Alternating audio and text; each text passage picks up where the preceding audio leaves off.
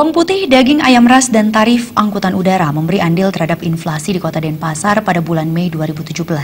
Di samping beberapa komoditas lainnya, pada bulan tersebut inflasi Kota Denpasar sebesar 0,11% masih berada di bawah angka nasional. Berdasarkan catatan BPS Bali, inflasi Kota Denpasar pada bulan Mei 2017 mencapai 0,11%. Angka ini tergolong di bawah angka inflasi tingkat nasional yang tercatat 0,39%.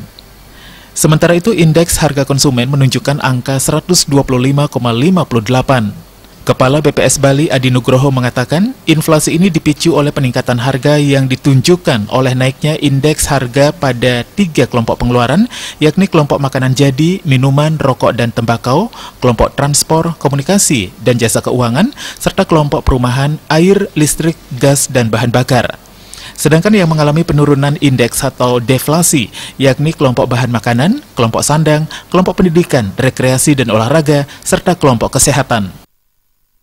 Denpasar kami mendapati catatan adanya inflasi sebesar 0,11%.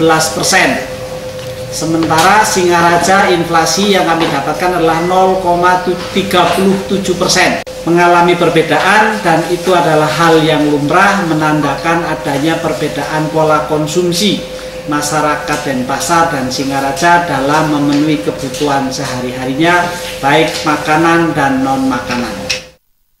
Dikatakan, komoditas yang memberikan andil terjadinya inflasi di Kota Denpasar antara lain bawang putih, daging ayam ras, tarif angkutan udara, rokok, bensin, dan tarif listrik.